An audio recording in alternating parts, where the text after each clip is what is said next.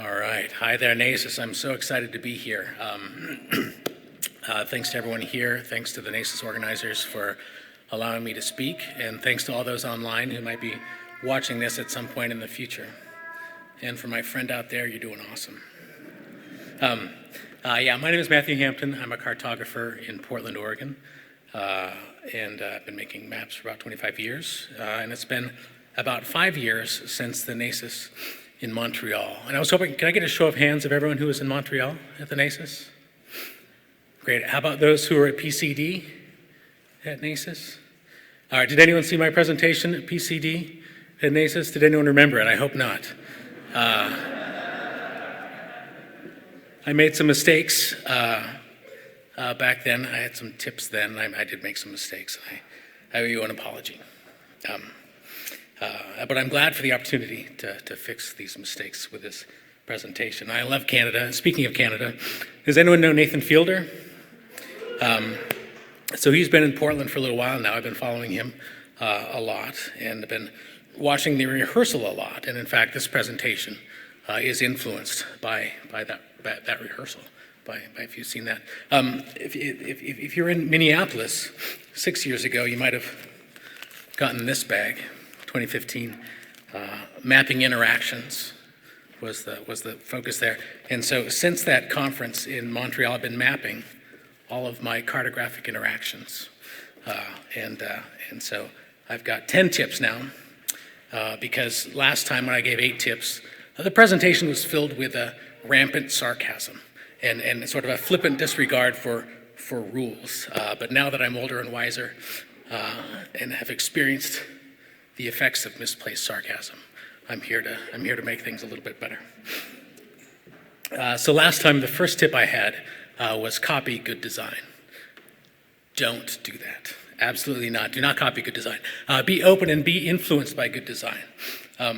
Search for inspiration, and when you see a piece that you like, let it influence you.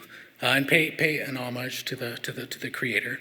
There's a lot of amazing, creative designers and cartographers throughout history and in this room. But don't copy them. Don't use the Firefly presentation from John. But appreciate and emulate the designs that you appreciate, that you like and that make you tick. And if you see something that makes you go, wow, try and reverse engineer it. Try and replicate it. Try and add your own flavor to it. Last time I showed, as proof of this, some national logos that were created, but they were all taken from this book in 1973. But they were influenced. They weren't copied. They were influenced. So make your designs more current and more appropriate and easier to understand.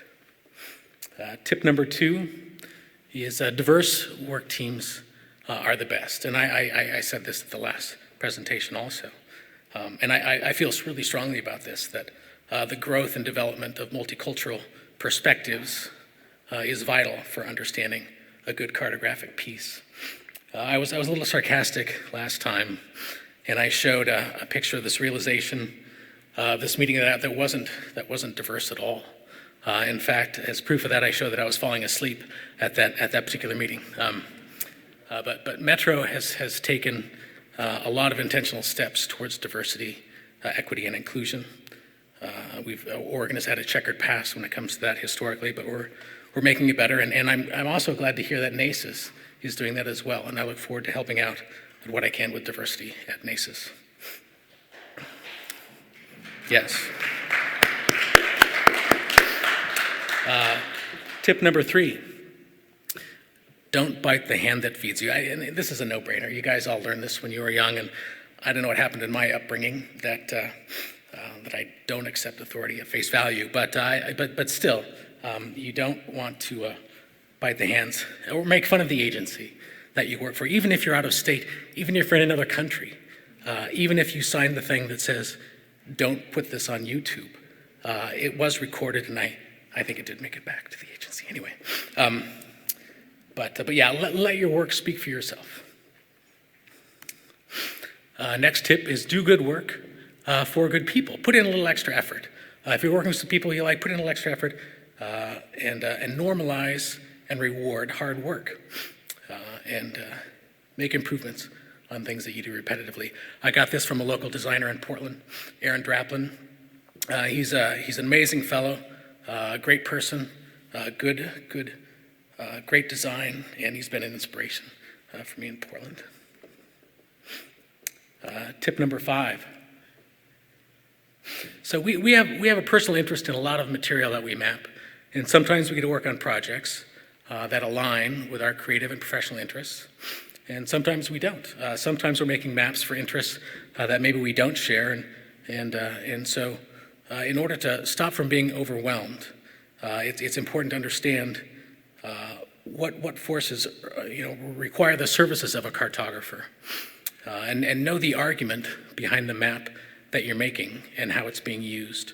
And that'll definitely help you make a more successful product. Tip number 6.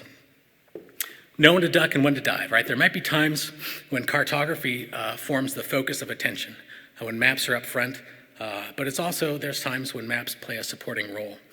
So knowing when to step back is just as important as knowing when to step forward. There's times when different budgets for different departments grow and change, but timing makes a lot of difference. And so if you see something that you want, dive for it. Jump out and grab it. The last time, tip number 6, was do user testing. And obviously for touchscreens, it didn't work so well for furries. But prepare for unknowns. It pays to gather as much information up front as you can. Tip number 7, learn some code. I started learning BASIC on a Commodore 64 in the late 70s, and at 6 encountered, there's Avenue, ArcInfo, KML, Python, etc. But you have to start somewhere, and this is where I started. Did anyone program on the data set, a portmanteau between data and a cassette? A few people, where you recorded your computer code on a cassette tape, on a magnetic cassette tape. Yeah, pretty cool stuff. So things have changed a lot, but the song pretty much still remains the same. You're just trying to allow the computer to effectively repeat these steps with coding. It can save a lot of time and also allow for a lot of continuity of your designs across different space and other mediums. Tip number 8. Develop an appreciation for inspirations. Search out inspiring work, inspiring analysis, landscapes, artworks. Learn to appreciate the things that inspire you, indulge you, and make you tick. And focus on certain activities and inspirations that match what you're working on, right? Use your brain wisely. Cartographers are an interesting bunch of folks with an interesting way our brains work.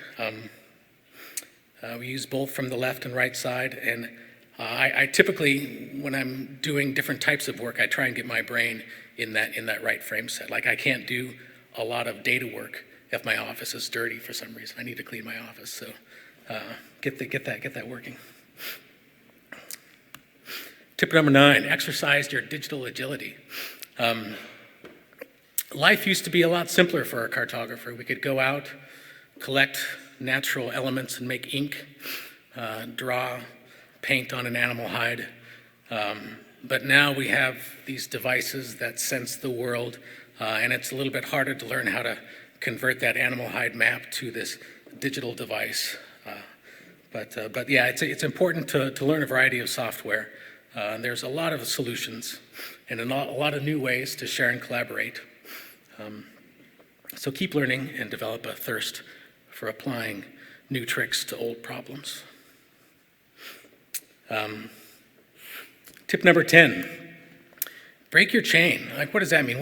We're chained down by software, we're chained down by screens, all these sorts of things. You need to learn how to break your chain sometimes, every once in a while. Check off something off your bucket list. Well,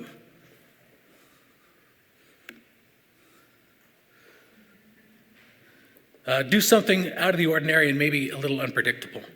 This is a friend of mine that I grew up with in grade school, and I found out that he's become not only an amazing paraglider, but also a falconer. And he goes parahawking. And he posted this on Facebook 15 years ago, and I've always wanted to do it. And so this last summer, He's down in San Diego at Torrey Pines. We went out parahawking, and it was amazing. And so I'm really glad. So knock things off your bucket list. And I've got one more tip for you, which is a tip I learned right when I was just learning to be a cartographer over 25 years ago. Stuart Allen was keynoting at a conference. He was one of my idols at the time. And I said, Stuart, I want to be a cartographer. Do you have any advice for me? And he was walking by and he said, marry someone rich. Yeah. That's all I got. Thank you.